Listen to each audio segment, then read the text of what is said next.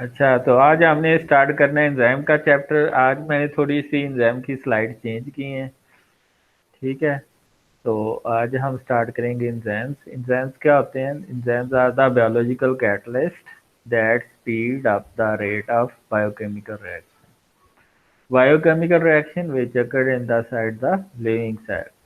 Most enzymes are three-dimensional globular protein structure. Mean के जितने भी फंक्शनल प्रोटीन होती हैं उनमें टर्शरी और क्वाaternary स्ट्रक्चर होता है। तो एंजाइम भी ग्लोबुलर प्रोटीन होती है, इनका थ्री डिमेंशनल स्ट्रक्चर होता है, इसमें टर्शरी और क्वाaternary स्ट्रक्चर होता है। अगर आप फंक्शनल प्रोटीन को देखें तो उसमें मोस्टली टर्शरी और क्वाaternary स्ट्रक्चर होता है प्रोटीन का। और अगर दूसरा स्ट्रक्चरल प्रोटीन या फाइब्रस प्रोटीन जिसको देखें तो वो ज़्यादातर स्ट्रक्चरल प्रोटीन होती हैं, फाइब्रस प्रोटीन, क्योंकि उसमें सेकेंडरी स्ट्रक्चर जो प्रोटीन का वो प्रोमिनेंट होता है। Some special RNA species are also act as enzyme called are also called as ribozymes. Hammerhead ribozymes. Hammerhead ribozymes का मतलब क्या होता है? Is an RNA motif that catalyze the reversible cleavage and ligation reaction at a specific site within RNA molecule.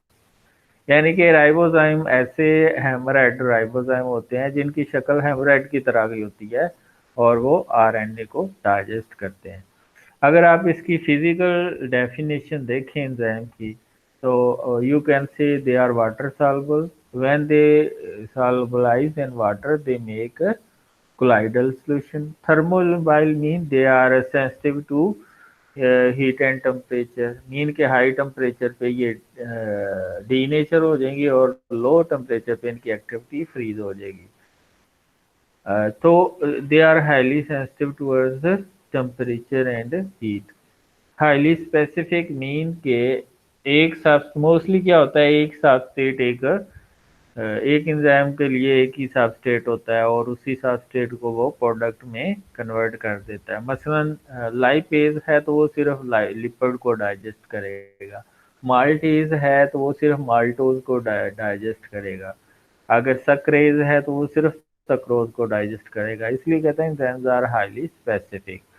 Organic catalyst mean they are made up of carbon and hydrogen and also many other things like carbon, hydrogen, oxygen. They are protein, so amino acids are the building blocks of protein, and enzymes are protein in nature. Produced by the living organism. We cannot produce in vitro.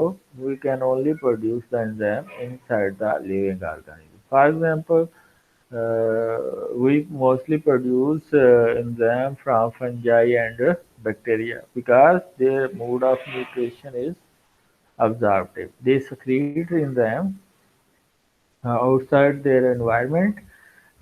They digest the things and absorb the energy from here, glucose and other molecules, amino acids. So, fungi and bacteria secrete out enzymes, and we can purify that enzyme by using different methods. What is my definition?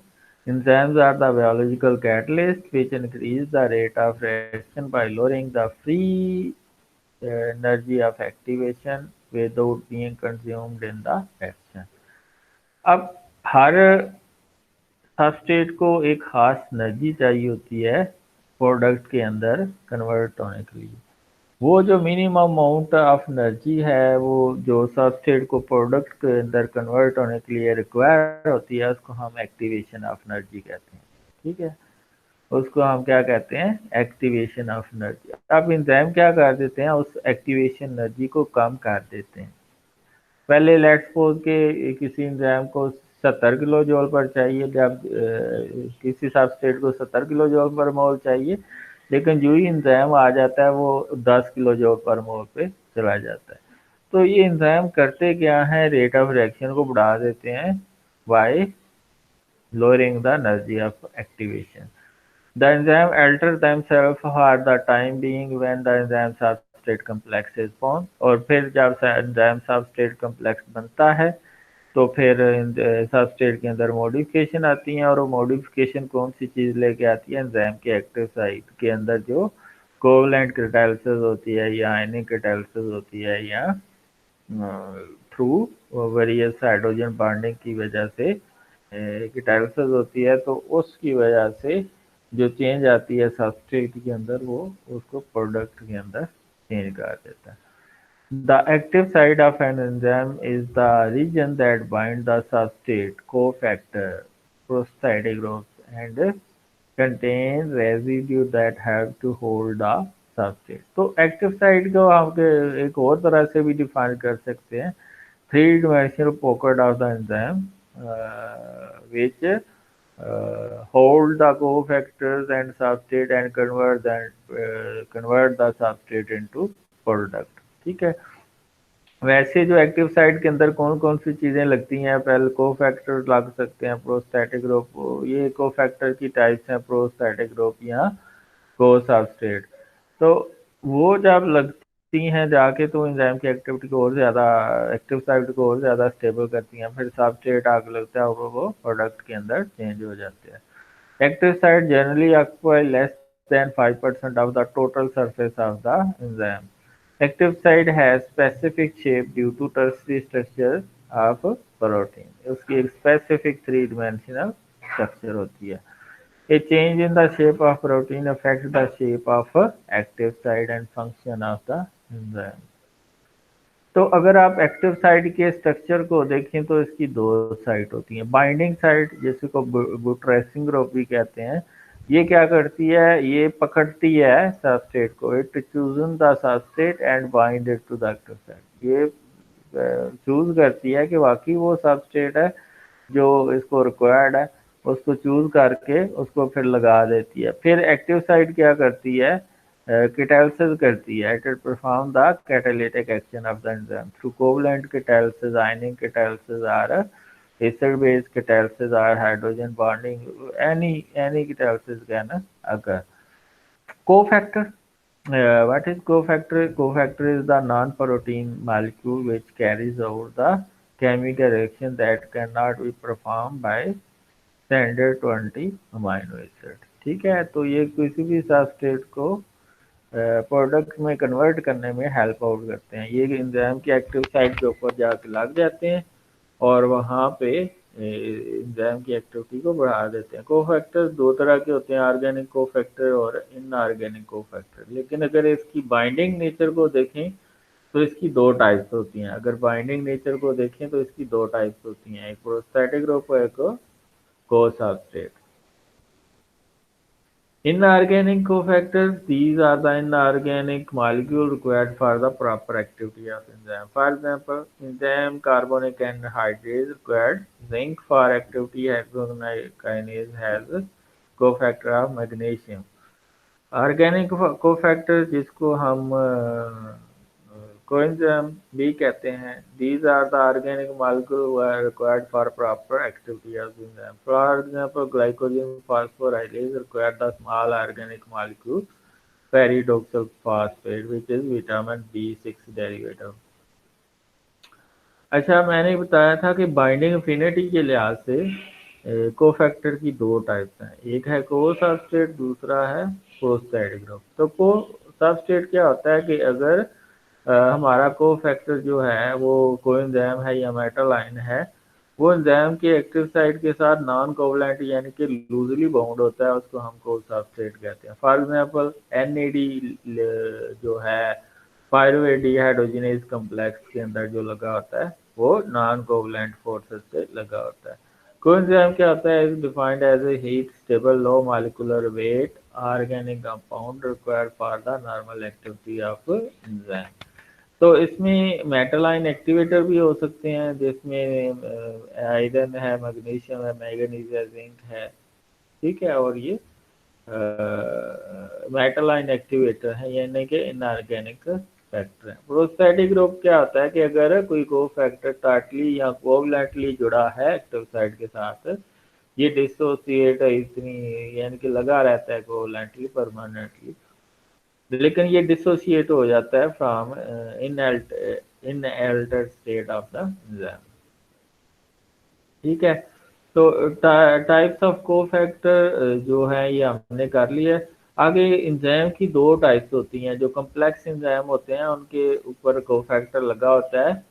तो अगर तो cofactor लगा हुआ है तो उसको हम हालो enzyme या हालो प्रोटीन कहेंगे, और अगर कोफैक्टर नहीं लगा हुआ तो उसको हम एपो एंजाइम कहेंगे। Substrate the reactant in biochemical reaction is termed as substrate. जो रिएक्टेंट होता है एंजाइम के एक्टिव साइट के साथ लगता है और प्रोडक्ट के अंदर चेंज होता है, उसको हम सबस्ट्रेट कहते हैं। When a substrate bind to an enzyme, it form enzyme substrate complex। ये अब ये इधर एक्टिव साइट के ऊपर आग लगता है, एंजाइम सबस्ट्रेट कॉम्प्लेक्स बन जाता है।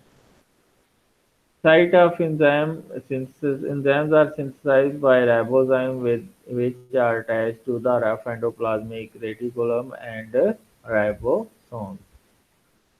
ठीक है, तो ये जो एंजाइम्स हैं ये राइबोसोम्स के ऊपर लगे होते हैं, सिंथेसाइज होते हैं।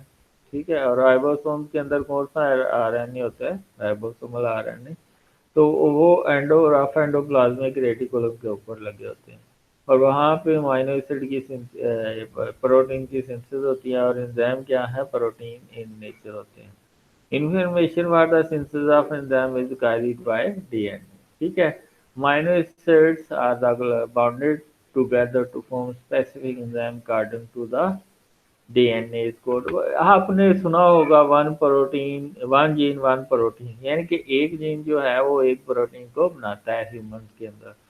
तो इसी तरह हर जो एंजाइम है उसके लिए एक स्पेसिफिक जीन होता है, वो जो उस एंजाइम को कोड करता है। ठीक है, तो जो माइनो एसिड प्रोटीन बनाते हैं वो कोड करता है डीएनए। डीएनए के ऊपर होते हैं जीन, और वो जीन जो है वो प्रोटीन को कोड करते हैं। Intracellular and extra cellular enzyme: जो इंट्रासेलुलर एंजाइम होते हैं वो कौन से होते हैं? Enzyme are synthesized and retained in the cell for the use of cell itself. ठीक है, intracellular enzyme are synthesized and retained in the cell for the use of cell। यानी कि आप उसी सेल के अंदर प्रोड्यूस होते हैं और वहाँ पर ही अपना फंक्शन परफॉर्म करते हैं। They are found in cytoplasm, nucleus, mitochondria and chloroplast. For example, oxidoreductase catalyse the biological oxidation. ठीक है, यानी कि ऑक्सीडेशन और रिडक्शन रिएक्शन जो होते हैं वो ऑक्सीडोरेडक्टेज करते हैं। Enzymes are involved in the reduction in mitochondria. ठीक है, extracellular enzymes are synthesized in the cell but secreted from the cell to work externally। For example, pancreatic juice को देखें तो पैंक्रियाज के अंदर ये प्रोड्यूस होते हैं, और सिक्रीट कहाँ पे होते हैं? स्मॉल इंटेस्टाइन के अंदर, और वहाँ पे अपना फंक्शन परफॉर्म करते हैं। Digestive enzyme produce by the pancreas, यानी कि प्रोड्यूस कहीं और हो रहे हैं, सिक्रीट आउट एक्स्ट्रा सेलुलर हो रहे हैं, and are not used by the cell in the pancreas but are transported to the duodenum of small intestine and work there। Characteristics क्या हैं? Enzyme speed of the reaction by lowering the energy of activation। ठीक है, energy of activation को वो मैंने आपको graph बना के दिखाया था जब हमने किया था बोर्ड के ऊपर, व्हाइट बोर्ड के ऊपर। The presence of their presence does not affect the nature and properties of end product। They are highly specific in their action, and each enzyme can catalyze one kind of substrate। तो ये आप देख सकते हैं, their presence does not affect the nature and properties of end product। What is the end product? Never affect। They are highly specific in their action that each enzyme can catalyze one kind of substrate। Small amount of enzyme can accelerate chemical reaction। Enzymes are sensitive to change in pH, temperature and substrate concentration। ये भी हम कर चुके हैं। Turnover number is defined as the number of substrate converted into product per unit enzyme active site per minute are known as turnover number. Catalyst turnover number is 6 multiple of 10 power 6 per minute. Catalyst enzyme turnover number is that one. तो आगे हम यहाँ तक किसी का कोई question है तो पूछ सकता है, तो फिर हम आगे चलते हैं। आगे चलेंगे फर्दर।